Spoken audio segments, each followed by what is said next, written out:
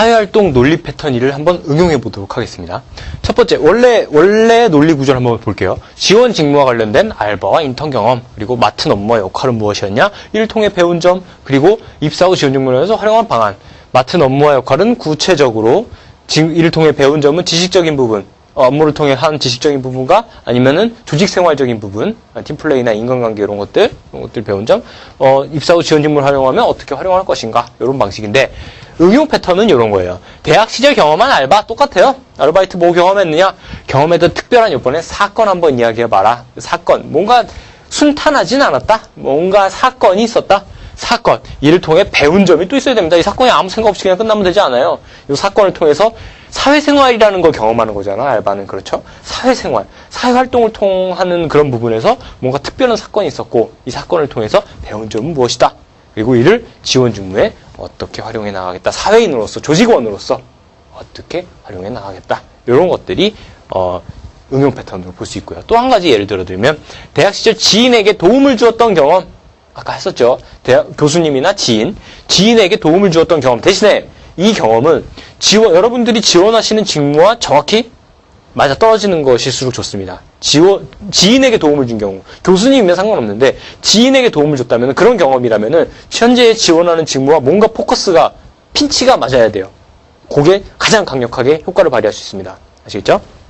일단 경험, 담당했던 업무는 무엇이었는가, 담당했던 업무, 그리고 이 경험을 통해 배운 점과 활용 방안 똑같습니다. 구체적으로 작성하시면은 굉장히 효과적으로 사회활동을 작성하실 수가 있어요. 아시겠죠? 자, 그러면은 이제는 한번 아이디어를 한번 살펴볼게요. 작성 아이디어인데요. 자, 아르바이트가 먼저입니다. 사회활동 논리 패턴 이름 뭐라고요? 아르바이트, 인턴, 지인의 도움, 교수님이나 아니면은 관련 업무, 내가 지원한 관련 업무를 하고 계시는, 사업을 하고 계시는 그런 지인들을 도와드린 경험, 이런 것들. 첫 번째가 이제 아르바이트인데, 뭐 핵심입니다.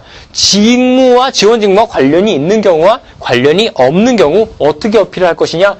지원 직무와 관련이 있으면 우선적으로 지원 직무에 대한 지식적인 부분, 능력적인 부분을 우선적으로 어필해야 됩니다. 거기서 배웠던 걸 바탕으로. 첫 번째, 지원 직무 업무를 하면서 새롭게 알게 된 점, 난 몰랐는데 회사 지원 관련 직무를 알바 쪽을 하다 보니까 이런 걸 알게 됐다. 업무 사이클이 순환된다. 뭐 옷가게 같은 경우는 옷이 들어오고, 그 다음에 디자인하고, 그 다음에 출고를 하고, 또 다시 새롭게 디자인하고, 옷이 들어오고, 이런 방식들, 이런 업무 사이클의 순환이나, 아니면 뭐 캐드가, 난 대학교 때 이렇게 캐드가 중요한지 몰랐다. 설계 시스템은 우리나라 완전히 캐드로 돌아가더라. 이거를 난 중요성을 깨닫게 되었다. 잠재 고객 확보 방안 여러 번 했습니다. 뭐 내가 아르바이트를 해보니까 사람들을 끌어모으는 것들이 마케팅이나 아니면 영업이나 어떤 거가 됐든 그런 것들이 얼마나 중요한지 다시 한번 깨닫게 되었다. 그리고 그런데 내가 초점을 맞춰서 열심히 한번 해보겠다. 이런 게 새롭게 알게 된 점, 알바를 하면서. 두 번째, 지원 직무를 맡으면서 활용해 나갈 점. 이게 뭐냐면 지원 직무를 맡으면서 뭔가 몸에 익히거나 얻은 지식적인 부분을 지원 직무에서 어떻게 활용해 나갈 것인가, 이런 느낌이에요. 협력업체 종합급 산정 방식. 내가 어디서 아르바이트 해보니까 협력업체를 물류나 품질 이런 부분에 따라 1부터 5등급, 끝등급까지 쭉 매기더라. 그리고 점수가 어느 정도 이하면은 거기서 더 이상 이제 협력업체로서, 뭐 전자제품을 공급하는 업체라면 더 이상 우리 업체로서 사용하지 않는다라고 해서 관리를 하더라, 업체들을. 아, 이런 방식이 굉장히 효과적이라는 것을 나는 알게 되었다. 물론 업계 사람들은 다 알고 있지만은 나는 햇병아리예요. 햇병아리로서 사회활동을 통해서 이런 중요성을 알게 됐다는 건 굉장히 중요한 포인트거든요. 아시겠죠? 자기소개서나 면접에서 굉장히 강력하게 어필할 수가 있는 겁니다. 아무리 그쪽 전문가분들, 인사 담당자들이나 아니면 그쪽에 많이 일을 하셨던 임원분들은 다 알고 계실지라도, 그래도 나는 새롭게 알고 됐거나 그 중요성을 다시 한번 깨달았습니다 라고 하게 된다면 굉장히 효과적으로 어필할 수가 있어요.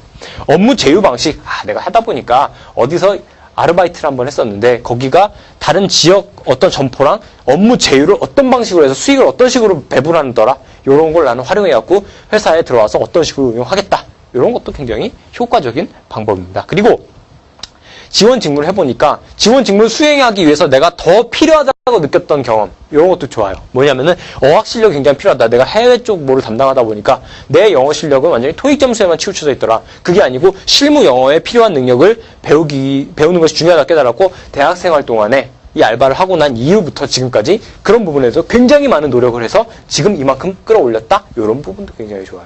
다음, 엑셀이나 PPT. 회사 생활 해보니까 거의 대부분이 엑셀이나 파워포인트더라. 그래서 나는 이 작성 능력이 굉장히 중요하다는 점을 깨닫고 이걸 높이기에 어떻게 했다. 그리고 지금 현재 어떤 상태다. 요거까지. 협상 능력도 중요하다는 거. 어디서 해보니까 중요했다. 그래서 어떻게 높이기 위해서 어떤 노력을 했고 지금 현재 어떤 상태다. 이런 것들. 지원 직무와 관련이 있는 아르바이트를 어필하는 방법입니다. 지원 직무와 만약에 관련이 없으면 내가 지원한 직무와 현재 아르바이트를 했던 것과 별 관련이 없다면은 그렇다면 이제 전체적 큼지막하게 사회활동이라는 개념에서 봐야 돼요. 아르바이트를 했다는 것은 지원 직무와 관련이 없더라도 어쨌든 사회성을 경험했다는 거 아닙니까? 나에게 주어진 업무를 해결했다는 거예요. 문제 해결 능력이 있었다는 거. 그리고 이런 것들이 굉장히 중요하다는 것. 예를 들어서 식자재 적조 장소를 효율적으로 변경하면서 내가 지금 내가 지금 식당에서 알바를 했었는데 식자재가 막 이렇게 쌓이는 걸 보고 이거를 좀 효율적으로 움직일 수 있게 동선을 고려해서 거기 일하는 분들의 동선을 고려해서 조금씩 변경시켰더니 굉장히 효과적으로 편해졌다.